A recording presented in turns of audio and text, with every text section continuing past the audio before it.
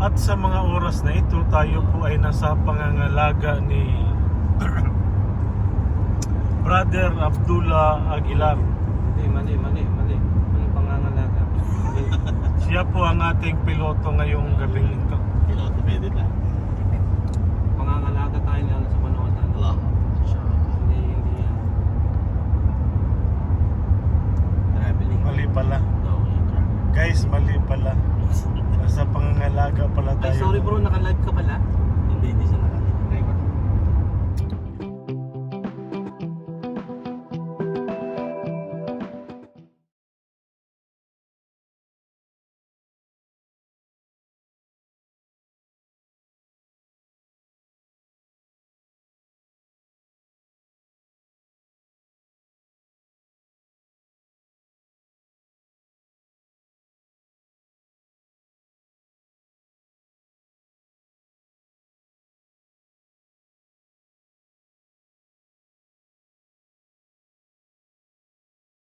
So, nandito na tayo sa ating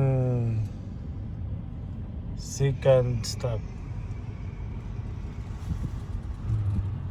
Papakarga muna tayo ng petrol. Malapit na tayo sa Cesta. Mga bus, di ba? So, time check. 12:01 na po ng ating gabi. Yung date lang yung date Ngayon po ay auno na siya ng April. Tapos na po ang Mayo. Natapos ng Mayo Sa letra ng kanina. Yun. Bro Abdul Rashid, ano po ang relihiyon mo dati? Roman Catholic? Ikaw bro Abdullah, ano naman ang relihiyon mo dati? Roman Catholic. Roman Catholic din. Ikaw? Ikaw bro, saglit lang ako pa nagtatanong eh. Ikaw bro, Ibrahim, anong dati mo na? Permanent. Ano ka? Born free. As free as the wind blows. Born free. Lahat ng religion. Pero baptized sa Catholic Church. Okay. Commonly tayo. Ako naman, dati ako'y isang sakristan din. Nagiging Singles for Christ. Nagiging Catholiano, CCRM. Charismatic Catholic Charismatic Renewal Movement. Tapos nagiging ganun din, naging choir, pero ako ang pinilalagay sa pinakahuli kasi yung boses ko. In 1.5 kilometers, stay to the left to 40. Okay po. Ano tayo? Thank you, Marshall. Ba't ka nilalagay sa huli? Ako kasi yung pinakamagandang boses. Yan ilalagay nila ako sa. So sa lahat naman ho ng aking mga karanasan sa pagiging Kristyanismo, lahat naman po ay masaya naman po ang aking mga wala naman akong wala akong pinagsisihan na napasok ko yung mga ganong mga relihiyon. Paano ka naman nakarating sa stop? Tapos Stay to the left to 40. opo, punta tayo sa 40. Ano may kausap tayo?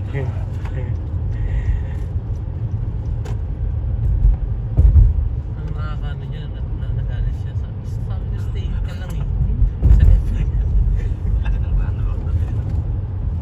In 200 meters, stay to the right 240. Exit the roundabout onto the ramp. Stay to the right 240. Opo. Stay to the right po kami. So sa dami ko pong napasukan, Beer Again, El Shabu, marami-rami ho. So lahat yung mga yun ay mga pinagsisihan ko rin. Yung mga na yun. Pero ayos na rin yun kasi may karanasan na rin ako. Hindi na ako bago sa mga ganong klaseng Continue on Route Mga 89 for 3 kilometers. Continue straight for 1 hour and 11 minutes to Okay po. Straight po kami. At doon ko po nalaman ang alin na ang lahat pala ng mga relihiyon ito po ay nagtuturo ng mabuti at nagbabawal ng masama. Kasi kung hindi sila magtuturo ng mabuti, malamang wala na silang tagasunod. Walang aanib sa kanila. Nagkaiba lang talaga ito sa pagpakilala sa tunay na Diyos. Ngayon, paano ipinakilala ng mga Muslim ang tunay na Diyos? Dapat alam ng mga Muslim to. Pero Abdul Rashid, paano mo ipinapakilala ang tunay na Diyos? In 800 meters, take the exit. Ito ng main character.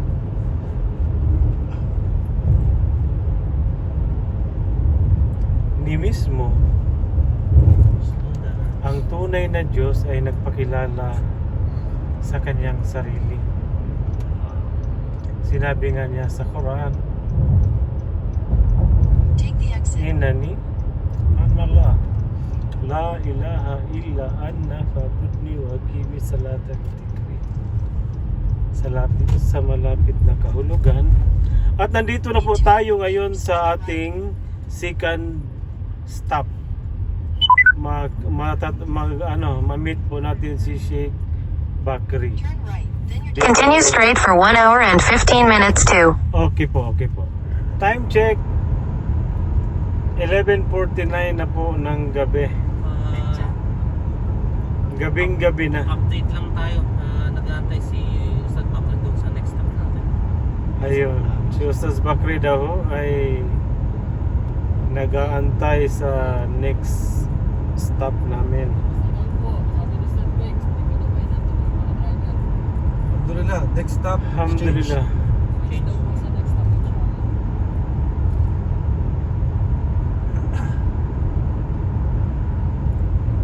So, okay po, copy. So, ang nakasakay po sa ano na ito, sa sasakyan na ito ay halos po lahat ay mga balik Islam. Kasi doon sa kabila may mga tatlong convoy tayo. Masya Allah. Ayun. Ang ganda. Nasa radio station. Sa radio station tayo, guys. Kaya,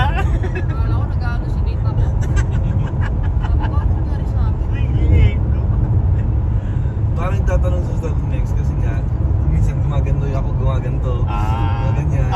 Natutulog na. Kaya akala niya, minsan, nangyari, usap tayo. Tapos, titingnan ko sila, ganyan. Napapaganon din ako. Kaya gayon. Kaya akala niya siguro. Ron, ang dami na naka-play yung video mo, wala pa. Ganun lang yan. Pwede naman natin i-ano yan. Voice over. Voice over voice. Anong lugar to? Ang dinadaanan na to? Ito ay papunta na ng Riyadh. Masya Allah. 1552. Hindi katulad sa ano natin yun. May mga from From Doha this moment. hanggang dito 5 hours ang biyahe 15 minutes na lang po nasa sa second na 15 minutes na. 26 kilometers. station na po tayo. 15 minutes na lang. Tapos ang tatagpuin natin 12:06 na lang yung dating natin. sa San Libo. So ang mga nakasakay dito po halos kami lahat ay mga balik Islam. Tatlong convoy po kami. Yung sa pangalawa at saka pangatlo, halos po sila doon ay mga born Muslim. Nakatira sa lugar ng mga Muslim.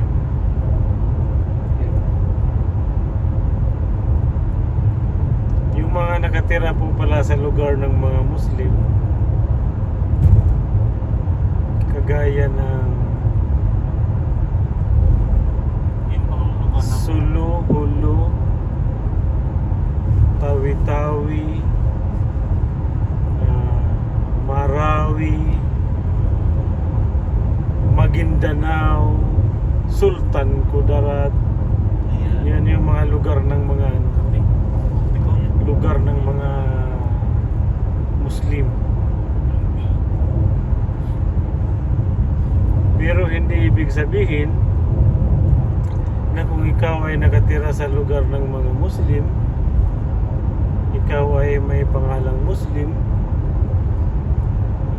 ikaw ay pinanganak ng iyong mga magulang ay mga Muslim, ito ay hindi sapat na dahilan na ikaw ay tawagin na tunay na Muslim. Bagkus ikaw ay sumusunod sa kanyang ipinag-uutos at lumalayo sa kanyang mga ipinagbabawal. Yan ang tunay na Muslim. So hanggang sa muli po. Assalamualaikum warahmatullahi wabarakatuh. Time check po, 11:24 na po ng gabi. 40 minutes na lang po, nasa second ano na tayo. Nasa pangalawang ano na tayo. Second stop daw po, sabi ni Abdul Rashid. At pag nandun na tayo sa ano, stopover ay makakaihi na siya. Ayan.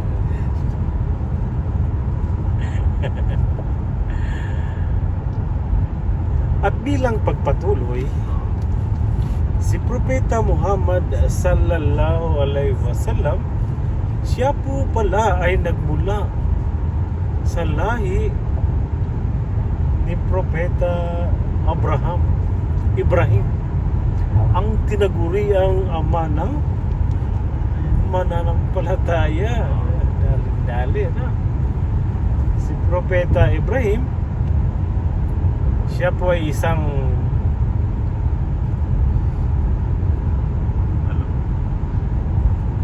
matuwid na Muslim, matuwid na Muslim na Hanipa.